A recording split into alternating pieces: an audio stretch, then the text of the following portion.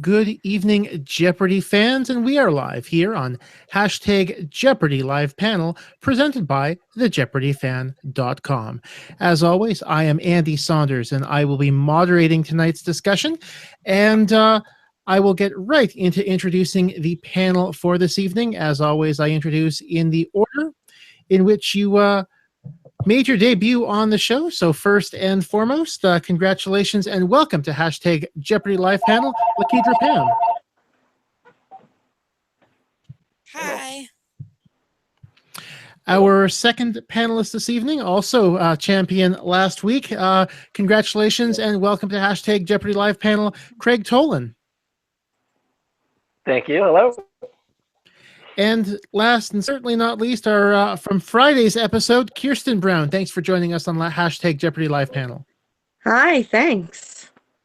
As always, if you've got a comment, a question for our panel, you've got a couple of options. We've got the live chat on YouTube that you can use, and we've also got the hashtag Jeopardy Live Panel on Twitter. I do keep a close eye on both of those as we tape the episode, but that's, if a lot of people sometimes, type into us, and if I like the comment, I'll read it out.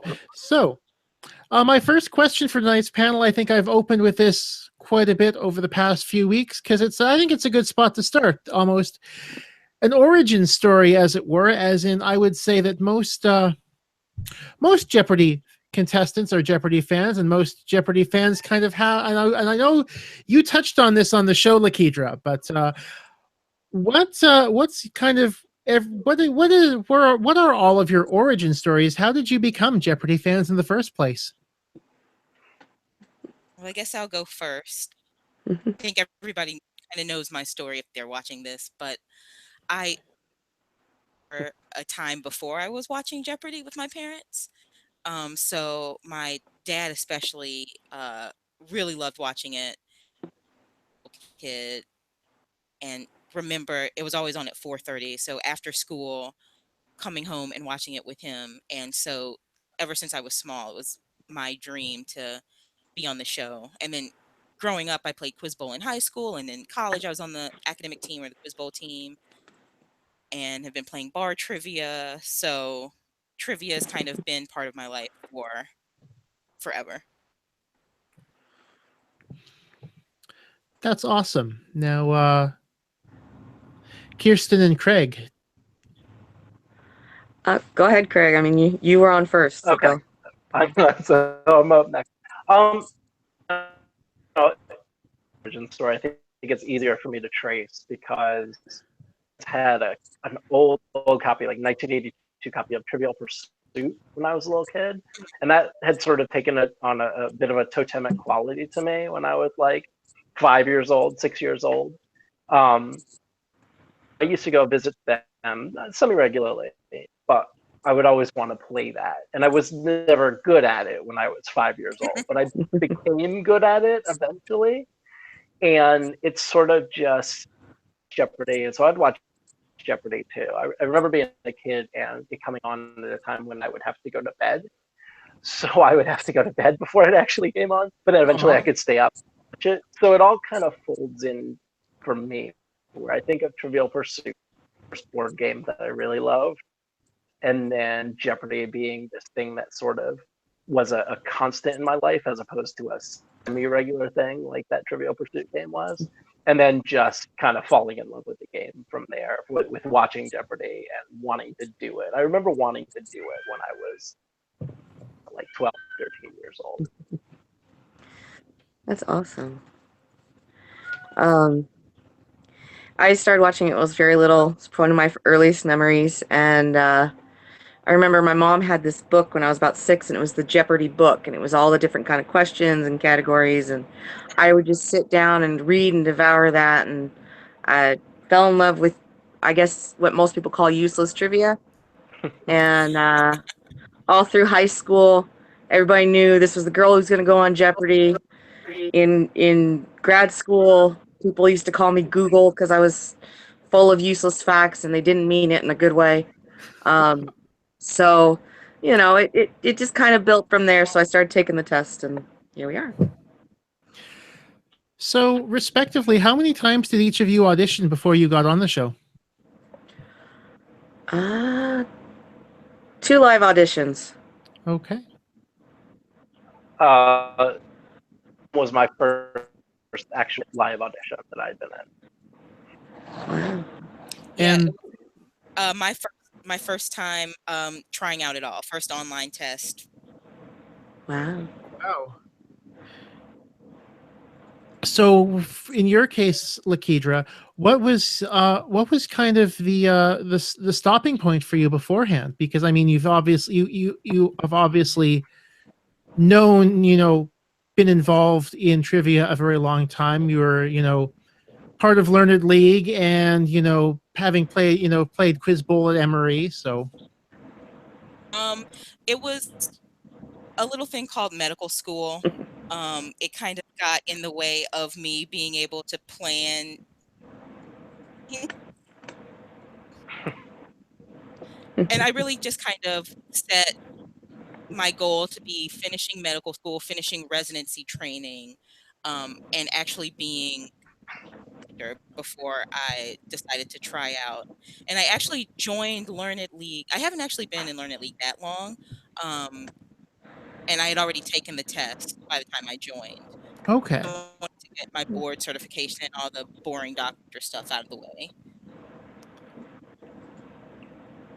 And okay, that's fine. Sorry, I maybe should have looked that up, but yeah, I thought you might have been involved with Learned League a little bit longer. I know that longtime watchers of the program will recognize the name, but Steve Bonneman, I believe he was the one who referred you to Learned League, and I know he's been. Well, he's never been on Jeopardy. He's certainly been on this podcast before as a guest a couple of times, but. He was the team captain of the Emory Quiz Bowl team when I was a freshman. And I think we reconnected when he was on another game show, and I might have reached out, or maybe a little bit social media, and then he pulled me in to become a mom. Okay. Game show. Break a taboo. No, that's okay. Going off on I'm going to move on to on my next question here. Going off on a bit of a tangent here. Rachel seemed to really struggle a lot on the signaling device, to the point that it looked like at the start of her game she was using 2 hands. So I'm curious to know. Was she using 2 hands in the audition, or sorry, not in the audition, in the practice game, and carry that over to the show, or did she just decide to use 2 hands in the first round, and then Glenn and Maggie came up to her in a frantically at the first break to say you can't do that? I can't really remember. I remember she had trouble ringing in the entire time, but in rehearsal. But even then, I think she kept trying different things. I remember them telling us not to use 2 hands, though, right? Or Yeah. Yes. Yeah. Oh, definitely. That's how I buzzed. Yeah. And I didn't notice anybody else's buzzer antics until I was watching. Yeah. Yeah. Yeah. Rachel, God bless her. She had actually missed the bus in the morning. Oh no. She did. She did. So we were all sitting around, and she hadn't shown up in a while. And so she finally came in. But I think she may have been a little behind the 8 ball, since she was behind on that, maybe a little nervous because of that. Yeah. Yeah, she was kind of off. So is there some, now I'm just curious now, is there some sort of, quote unquote drop dead time where, if you've missed the bus, you have to be at the studio by a certain point, or they go without you? Because it's like, I feel like, I'm guessing Maggie was probably like, oh, she's got 10 minutes to show up and she races in or something. We had to be on the shuttle at a certain time. They seem like they gave her a pretty wide berth to get there because they wanted her to be there. I think at some point they said, okay, we're going to be all this week. Yeah.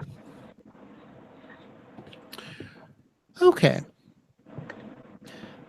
So, I mean, that certainly, I guess the stress of missing the bus and then having to find another way to the studio certainly would stress out any contestant for sure. So that certainly explains why she had so much difficulty when she was on. So, Yeah. Yes. Yeah, I know.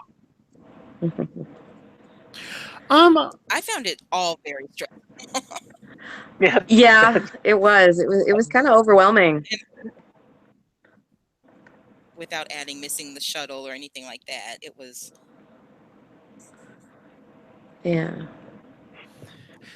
So, my next question actually also kind of has to do with Wednesday's episode. One or two viewers pointed out to me that they thought the lighting was weird on Bryce's introduction, and were wondering if there was some sort of a reshoot that happened there. Mm-mm. No. No reshoot. No. Uh-uh. Okay. Just I figured I'd ask that because it came up on Twitter last week, so I figured I'd a couple of one former contestant thought that the lighting looked weird, so I figured I'd ask.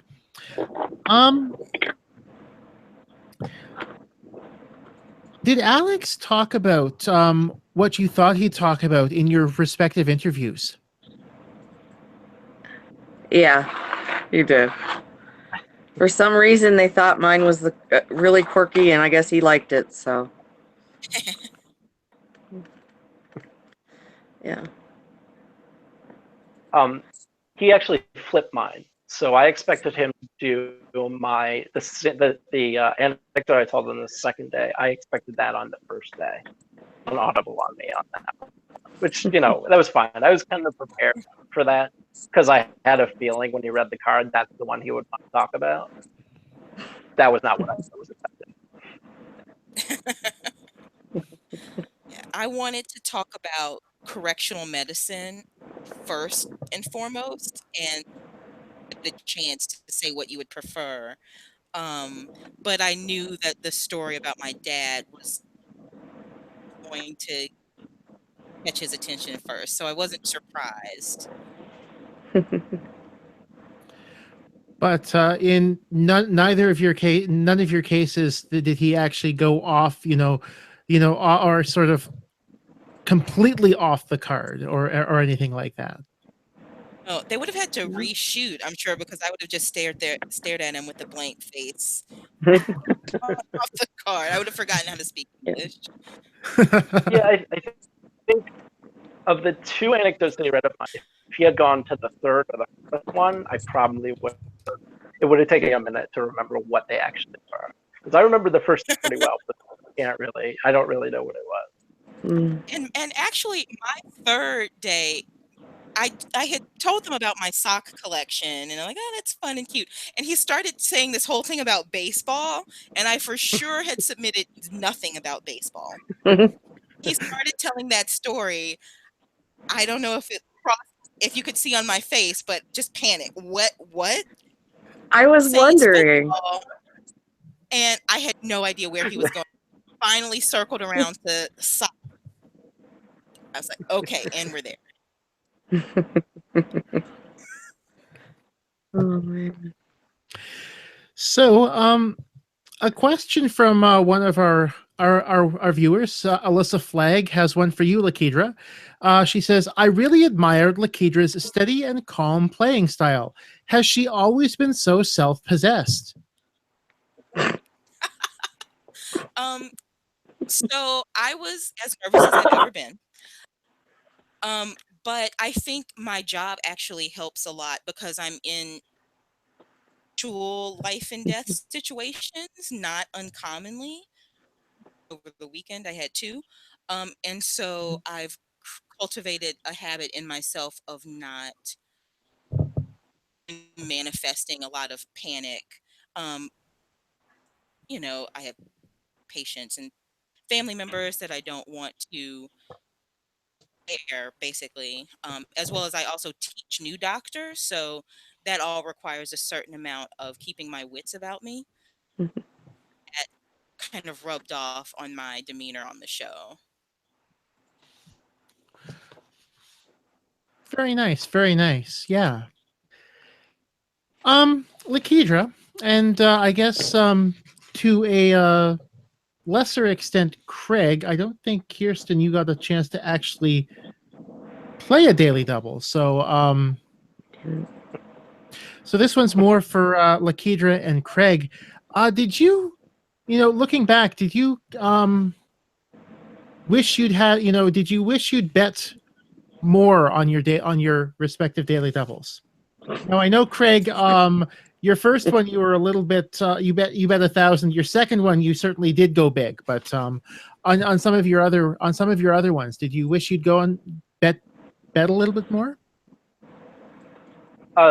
So I'll say the first one I got on my first game, I was immediately mad at myself that I didn't go bigger.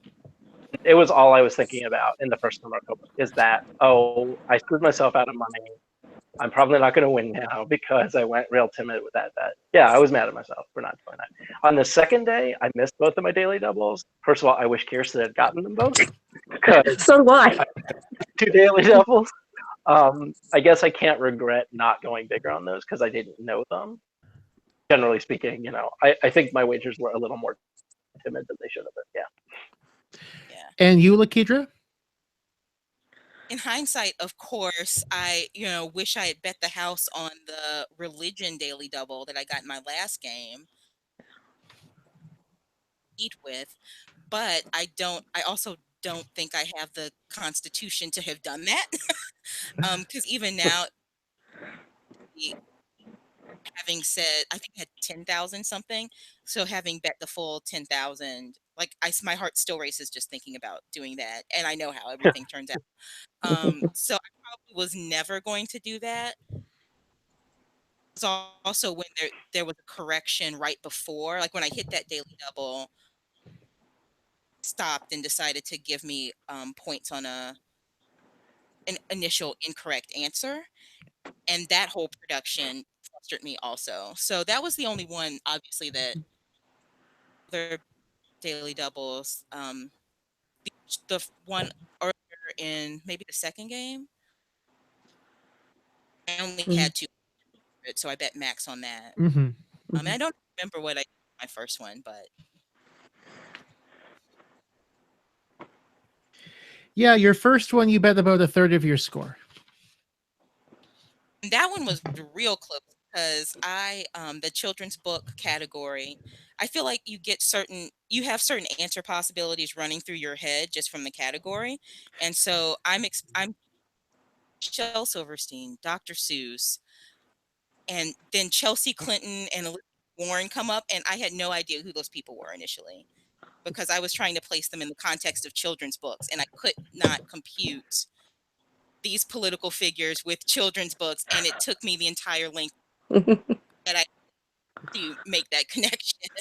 I was like, who's a children's author with the same name as Chelsea Clinton, and I've never heard of her? Like, that's where I was. Oh man.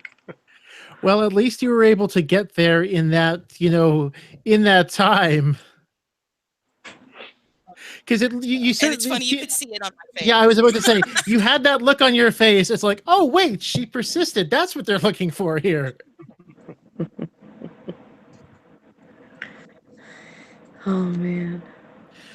So, my next question, I don't think you actually, I'm not going to go there yet. I'm going to go somewhere else. You because you brought this up about getting that money back on the contronyms clue. Were there any other stoppages during the week where the judges had to stop tape for a while and go over something, or? No, that was the only one. No. And that one, I mean, I don't know how long they normally are. That one felt very long. For a long time waiting for them to judge that question. Yeah. Yeah, because I think the rest of the day went pretty smooth, especially once after lunch. It just went wicked fast. Those 2 episodes went real fast. They did.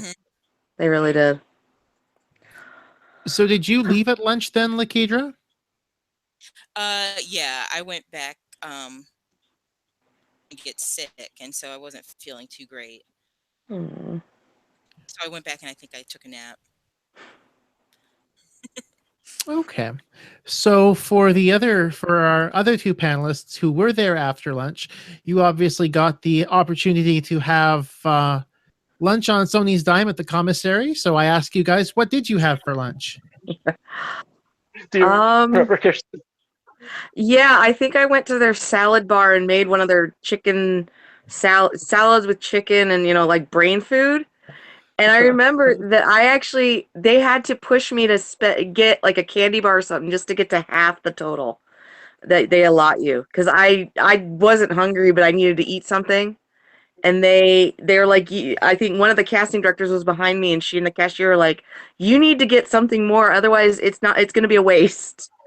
So I had a candy bar in my purse the rest of the day, and then it melted, so I didn't even get to eat it. Oh, Yeah. Uh, um, I got a sandwich of some sort, and I was just doing the math just to say, okay, they're giving me this much. I want to spend as much as I can with it. Like, what was it, $12 they gave us to Yeah, spend at the $12. commissary? So, Yeah. so I said, okay, what can we get for $12? Obviously, he made the better choice because he actually won his game. So, That's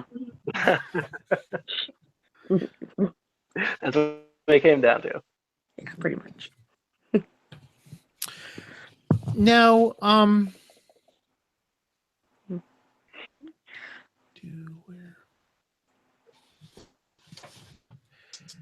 so had you on your Final Jeopardy on Thursday, had you given consideration to actually writing down Goodyear Blimp, or did you just decide I'm going to write Blimp? I had sort of two things that were going through my mind. It's funny that I had 30 seconds because it felt to the sort of progression in my mind for a long time. And he said Akron. So I said, okay, what do I know about Akron? It's either industry or LeBron James. So I was trying to figure out how LeBron James could come into it, and I couldn't make that match. But okay, limp is probably enough. Limp probably covers me. And if I say anything more specific, I'll probably be wrong, and then I will not get the answer. So a blimp, I felt like was probably my best bet on that one. And I'm almost, not that I'm trying to get my own, my own mind in the mind of the judges here, but I almost wonder if they accepted your responses, A, because you both said blimp, B, because it didn't actually affect the outcome of the game, as in first, second, and third would have still been the same whether they accepted or didn't accept it without Goodyear. I don't know. There wasn't any. Again, there weren't any stoppages or anything. They didn't go to the judges on that. When they read the answer that Brennan had written, Alex said it was right immediately. So as far as I could tell, that's all they were looking for. Yeah. Okay.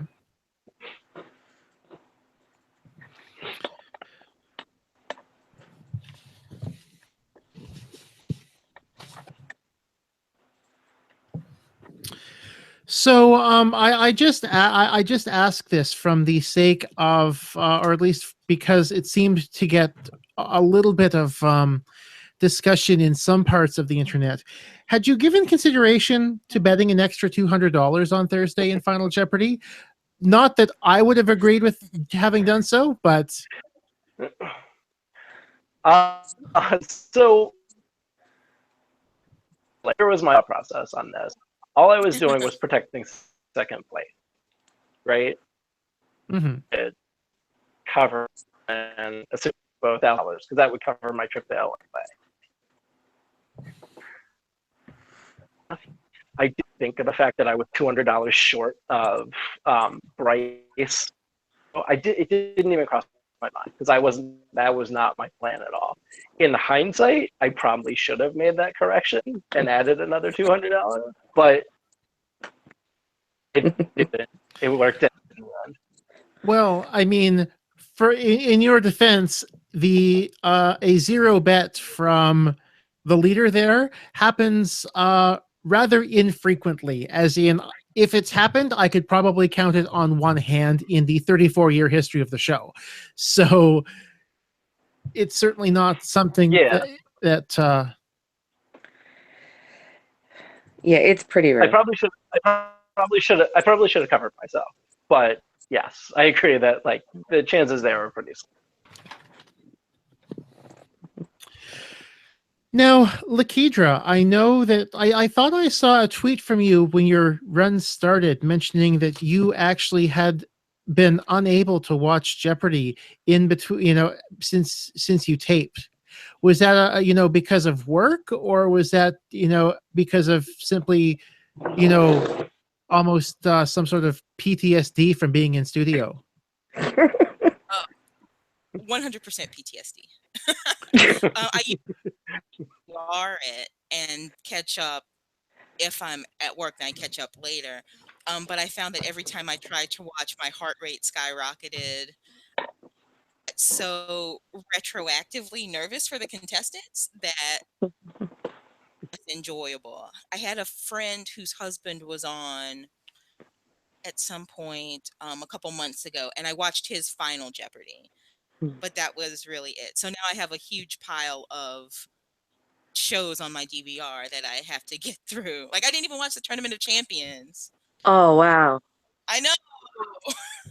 That was an amazing So Tournament of Champions. I have a lot of catching up to do. Yeah. So for Craig and Kiersten, how different is it watching Jeopardy now and the first few months of season 34? How different is it watching now compared to before, now that you've actually been on stage and been a contestant? It's different. It's that the stage is smaller than it actually looks. There's not as many people in the audience, so it's not quite as daunting. But you also have a better understanding of the people playing and why there's so many nerves. Like when people were giving Lisa in the Tournament of Champions, they were giving her so much trouble about how intense she looked and how nervous she looked.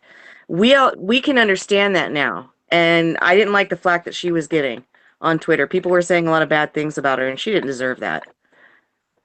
So. I completely agree, by the way. If what the internet was saying about Lisa, completely undeserved. And oh yeah, she was great.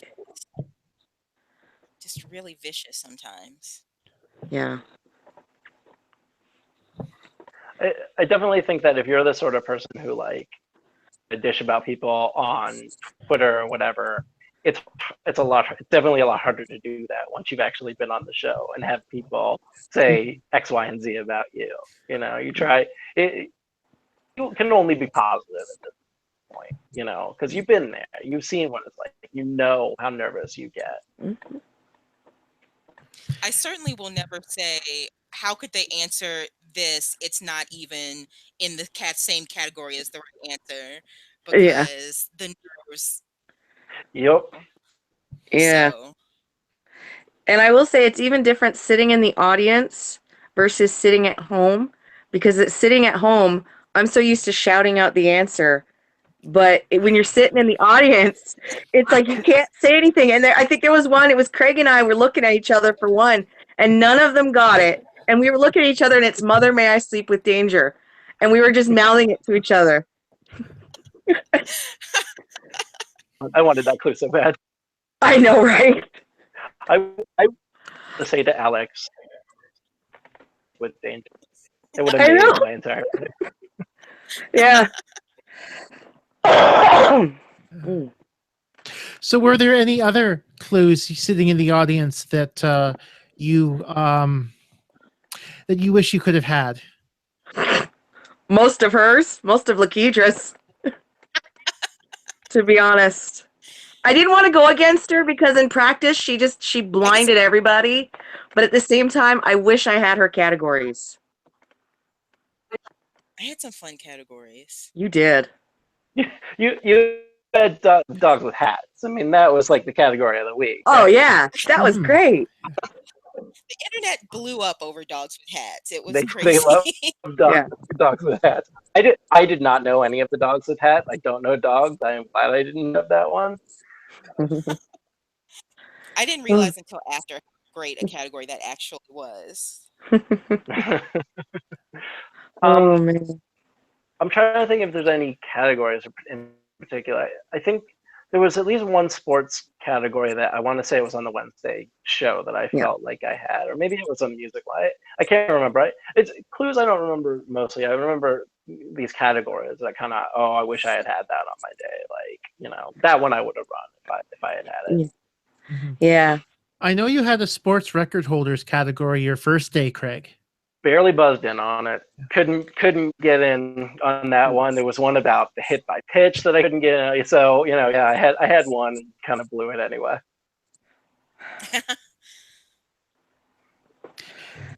Do you are you surprised by how many people, lay people generally don't have an idea as to how the buzzer works? Like, with people being like, oh, why didn't you get any of those? Did you not know them? And not realizing that, the buzzer is so competitive amongst all the players. Definitely. At my viewing party, we had my father-in-law is very competitive, and I keep telling him he needs to try out just so he knows. And he kept saying, "Why didn't you get this? Why didn't you get that?" Because Craig would get in there first, or Denise would get in there, and we were all pushing that button a lot.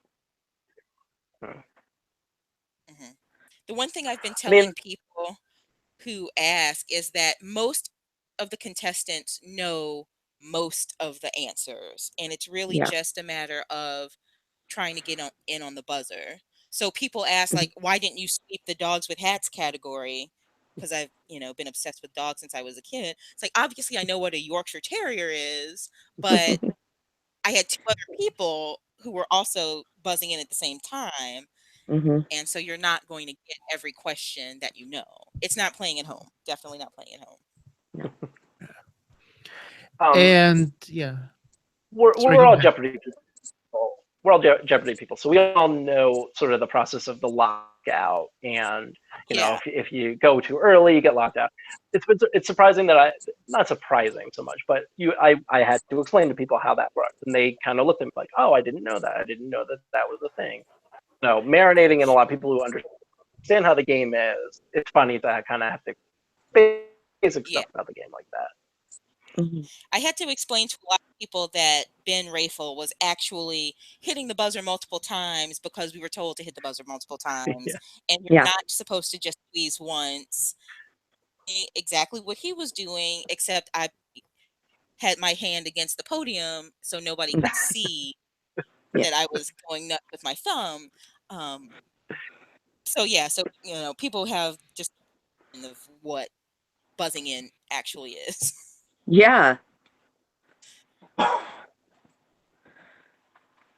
So yeah, obviously, well, I mean, I think we on this panel can all agree that, Ben was clearly unfairly treated by the internet. Very much so. Yeah. I feel like he's got a good sense of humor about it, though. I will give him credit. He got Jimmy Fallon did a thing on him, and he kind of posted about it, and he thought it. So I give him a lot of credit. We're kind of going along. I feel like maybe that somebody should let Fallon, maybe like an Austin should let Fallon know how it really is up there. But yeah, I think Austin would probably go on James Corden before Jimmy Fallon, the way that they have that bromance friendship thing going. Well, Fallon was a regular at Austin's bar. Oh, I did not know that. Oh, that's why Austin actually went on Fallon after Austin lost. So okay. I didn't see that. I don't normally stay up that late. I have to get my kids up early in the morning, so yeah, so much fun. Same. Yeah, I thought about tweeting at him, but then I didn't want to pile on because that's usually the only thing that happens when you respond to that kind of, it wasn't, I wouldn't call it a viral video, but it was. And usually when there's responses, it just adds to it. So I kind of just let it die away, and until the next thing that everybody's making fun of. Yeah. Yeah. So in your game, Kiersten, Alex certainly caught a number of viewers by surprise on God. on the clue about pull-ups. Oh God. Yeah. I feel so bad. I'm so glad my daughter's young enough that she wasn't paying attention when we watched, because I have the feeling I would be putting her through a lot of therapy. But yeah. Oh man. That was what I think, and I think Ben mentioned this too, is that the Friday shows tend to be a little bit more relaxed with Alex, and he tends to be, because he knows that the day is almost done. So sorry, I'm trying not to sneeze. But yeah, it was yeah. He seemed a lot looser that day. I mentioned, I bring up pull-ups, and then we're getting some people on the YouTube chat immediately being like, Kiersten did so well handling that. Well, I appreciate their thoughts, because all I could think afterward was, oh my God, my daughter is going to need therapy. But yeah. Thankfully, she didn't pay attention. She was too busy playing with Play-Doh at the viewing party, so she didn't hear it. Not many other people did either at the party, but one person did. And she's like, "You are good. Oh, she's gonna kick your butt." No. Yeah. Yeah. Oh. Yeah. He was. Yeah. I think I think he was just ready to go and get out of there. He was tired. Yeah, probably. So when you guys went out to Culver City to tape, did you do anything else when you were out in Los Angeles? I went and I actually met with my editor while I was out there. So it was partially business, partially fun. Got to go to Santa Monica Pier. Hadn't been to the beach in 17 years out there, so finally got to put my feet back in. Yay. And obviously you had the opportunity to reconnect with your mother a little bit after not seeing her for so long. Yeah, that was okay. It was kind of a necessary evil more than that, but yeah, it was fun. And my sister-in-law came out, and she and I don't normally get along, but Jeopardy is one of the few things that we agree on. So I asked her to go with me, and she got to go and have fun, and she got to ask Alex questions, so she was happy. Jeopardy brings families Mostly. together. Yeah, pretty much. What about you, Craig? My wife came with me on the trip. We went out to the beach the first day we were there. So we went out to Venice Beach, and it had been a long time since I'd been in the Pacific Ocean. Wednesday was all day taping day. A friend of my wife met us up. She came up from San Diego. We hung out, and then we were back on Thursday. I mean, it was the first week of classes for me. So I did my introductions on Monday, and I said, I'm going to be taping an episode of Jeopardy. See you guys later. And so it was sort of a quick turnaround for me, because I need to be back in class, and came back on Thursday and back in class on Friday. Yeah, I had to head straight back for work too. I feel sucks. And you, LaKedra? I'd actually taken 2 other trips that month for a conference that kind of turned into a vacation, and then one for a friend's wedding. Actually, I worked a half day of work, went straight to the airport, flew to LA, up and taped, and then kind of just went back to bed, and then woke up and flew out the next day. So I actually didn't have any touristy time in LA at all. Oh. Unfortunately, because usually I like to do that when I travel, but I treated it like a business trip almost. Yeah. Pretty much. Yeah. Yep. Yeah, I mean, I hate to put it that way, but it is basically like a business trip, and you're not there. Maybe you're there to make some money, maybe you're not, but like it's the turnaround is just so fast because you're right in the middle of the week, so it's hard to do a lot. Yeah, Yeah, especially. you're not exactly in a walkable area and an area where there's a lot of things nearby. Like I might have done something touristy if it had been kind of not in the middle of a random, strip mall type area. Yeah. Yeah. In the hotel was Yeah. just easier. Yeah. Mhm. Yeah. I would have loved to have done a little more touristy stuff had I known how quick I would be able to get through LAX and customs. I probably would have spent a little more time playing tourist. Huh? I just oh yeah, you were going through Canada, right? Because it's Yeah. closer for you. Yeah. Montreal was my closest airport, so it was easier. Oh, now you would have now thinking about this. You would have cleared customs at Trudeau Airport, right? Yeah, when I came out, I cleared customs at Trudeau, but because of the security lines at LAX, they tell you to get there 3 hours early. It took me literally 10 minutes to clear customs or clear security to head home. Mm. It was crazy. And I mean, my sister-in-law, I think it took her, because she had a different area, I think she said it took her 45 minutes because hers was a domestic flight. I don't know, but I'll take it. Security lines can be weird at times. Yeah, and what was cool is flying out to LA from Montreal, you pre-clear customs in Montreal.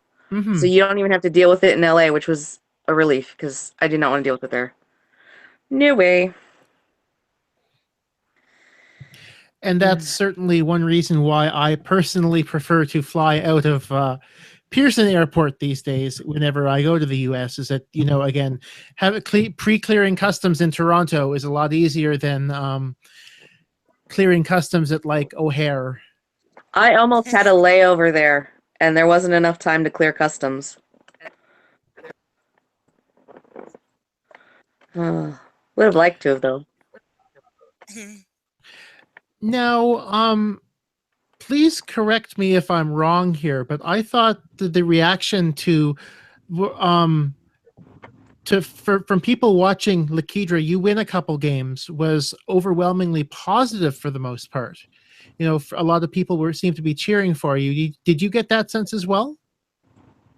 Yes. And I think I was little nervous about the reaction of the internet because, like I said, it can be pretty vicious and people can pick up on the tiniest things and just latch onto it. So I was pleasantly surprised that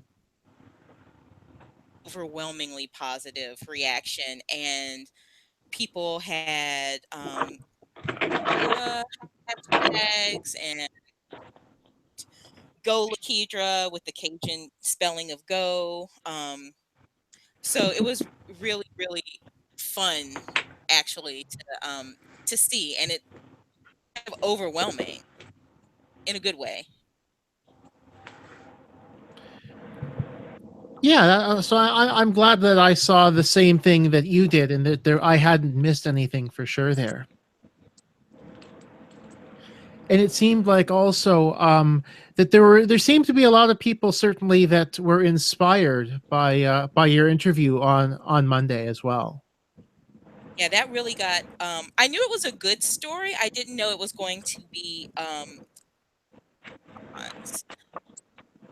Of course, I'm glad it did. The main Jeopardy Twitter account even made that video blurb, made a tweet out of that, and said how to get on Jeopardy according to LaKedra's dad, and so that was great. My dad passed away 5 years ago. He didn't get to see this Jeopardy run that he ultimately inspired, but seeing people's response to my story about him and about how great a dad he must have been, and he was. That was really, really awesome. Mm-hmm. Absolutely, for sure. And I mean, I think a lot of people were very happy watching Jeopardy last week because certainly the not to take anything away from you, Craig, or from Bryce, but the other two winners last week were both women of color. So I think that made a lot of viewers happy to see, for sure. Definitely. Yeah, that So- was definitely that I I mean, saw. you know, I was watching the response to LaKedra, and I figured the internet was gonna, you know, be fans of LaKedra. I was a fan of LaKedra, and I was thinking, oh, you guys are gonna hate Thursday game with the three white dudes. But if you hang on, and you'll be, you know, you'll be good to go. So I figured. Weren't we guessing that it would be an all guy one for the Thursday one anyway? Yeah, was that a thing that we were kind of banking on? I think one of us mentioned that Probably. it would be likely to be all guys, just to you know, mix things up. I actually have a question. How did they tell? Because I obviously got called for the first game. So did they just like go to the audience and say and point to you and say you're next? How did they tell you that you'd been? They draw your cards and then they point at you. Yeah. So Karina, I think, has a hat or whatever filled with names, and she points to you're up. Yep. You get yourself ready to go. Yeah. Because the first game they just kind of told us. They just kind of told us. Yeah, I remember that being on the first day. Yeah. And then with the last one, they knew I would play because I was the only out of towner left besides you, Craig, and then because you were the champ. So it was between Denise and then the one other person who was the local. So Did the local alternate? Did the other local alternate then carry over to this week's games, or have so? she goes back in the pool to be drawn. Yeah, I just would be playing this week, but she's not. So I guess that's how it works. They get drawn at some point. Yep. Yeah. I did know that she got one or two, you know, or at least they're guaranteed to get drawn again. Just it's a matter of, you know, when will they get drawn. So moving on a little bit, we have a question on the YouTube chat from a user named Sparkly Megs, and that is the question is, what internet criticism have you received and which gets under your skin the most? Craig, I feel like this may be a setup. You may have an answer to this question off the top. So in case it's not obvious, that is my wife. She is obviously on the YouTube. Hello, hi. So sorry, remind me of the question because I'm just thinking like, okay, what was the question again? What internet criticism have you received and what gets under your skin the most? For me, definitely it's people wondering what my betting strategy was, which honestly, like, I get it. And it would drive me crazy a little bit when people would be like, oh, he just messed up the math. He doesn't know what he's doing. Well, yeah, maybe. But I did have a strategy. That is true. Guys. By the way, I would like to reiterate that your strategy is one that is perfectly acceptable, and there was absolutely no problem with it. And any internet criticism you received over your strategy is unfounded.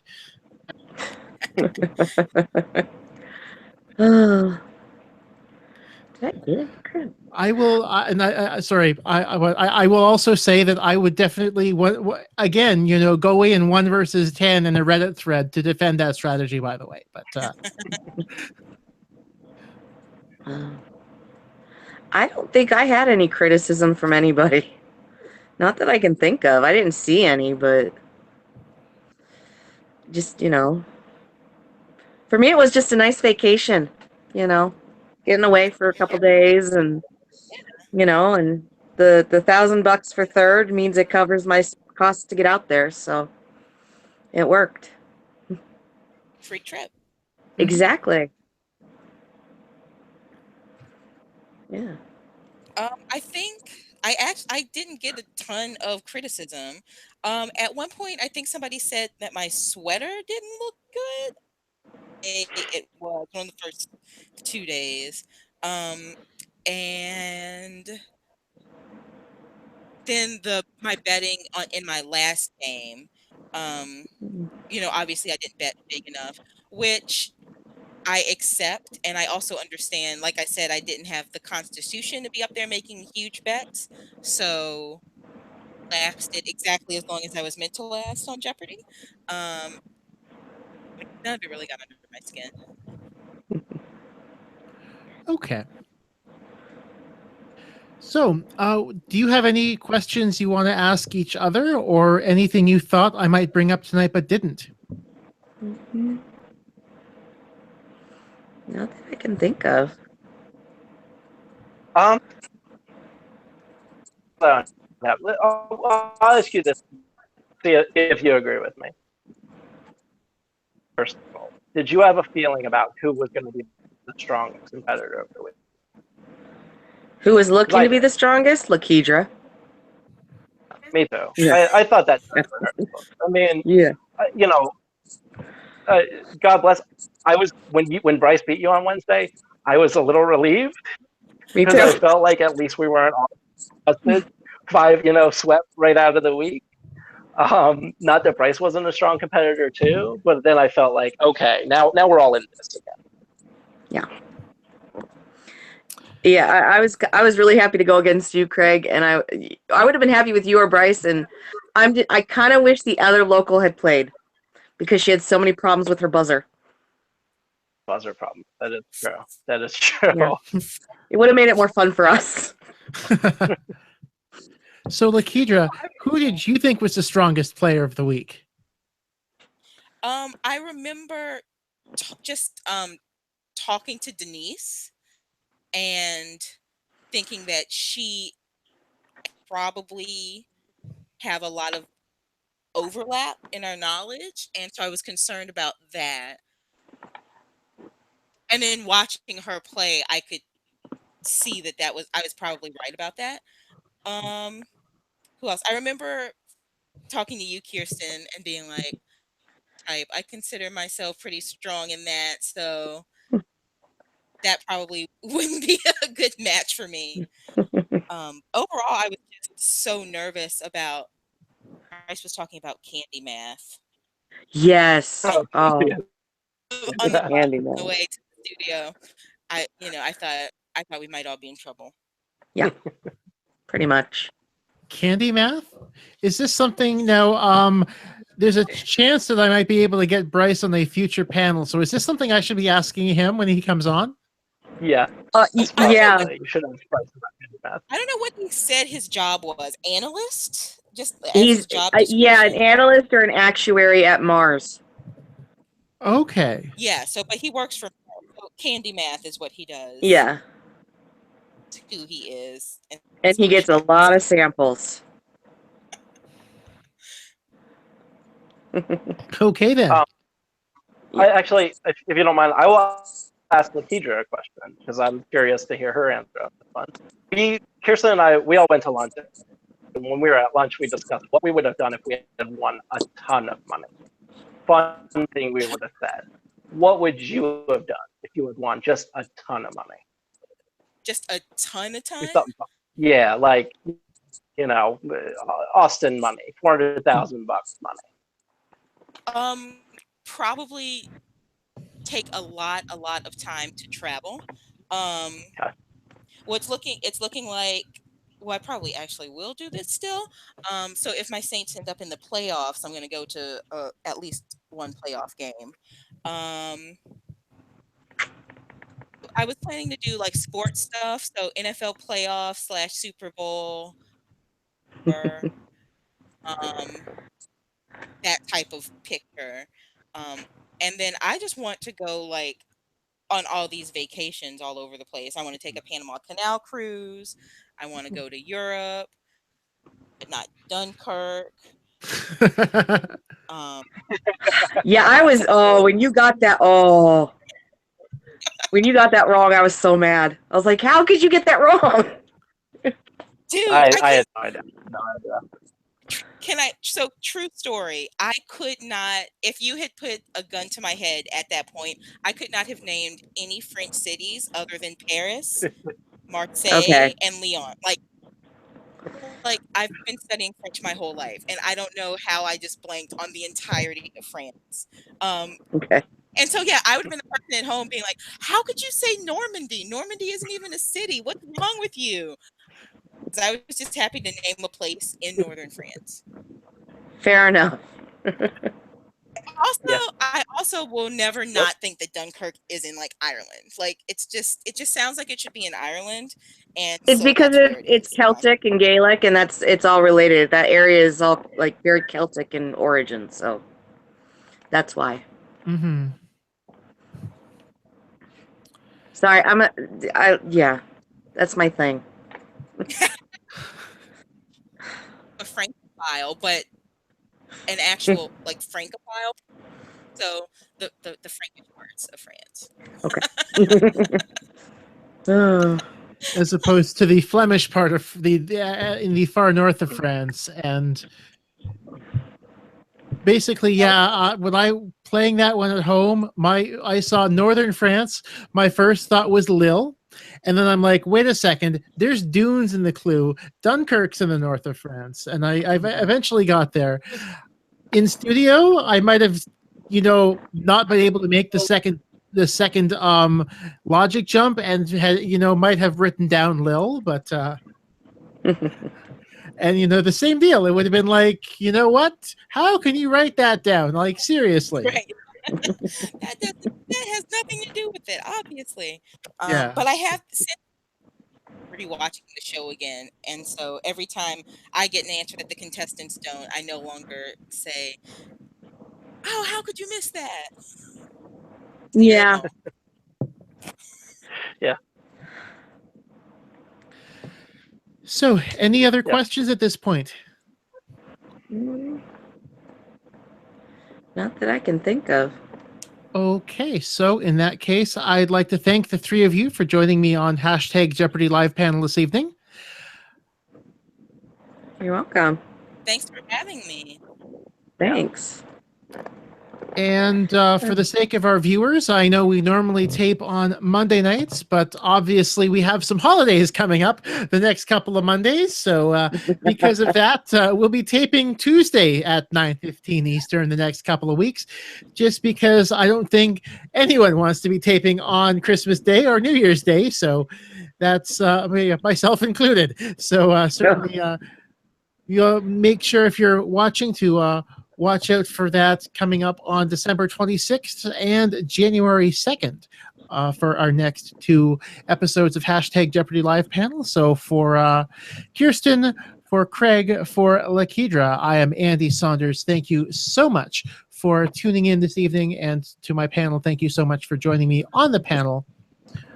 Once again, I will see you next Tuesday here on hashtag Jeopardy Live panel. Have a great night.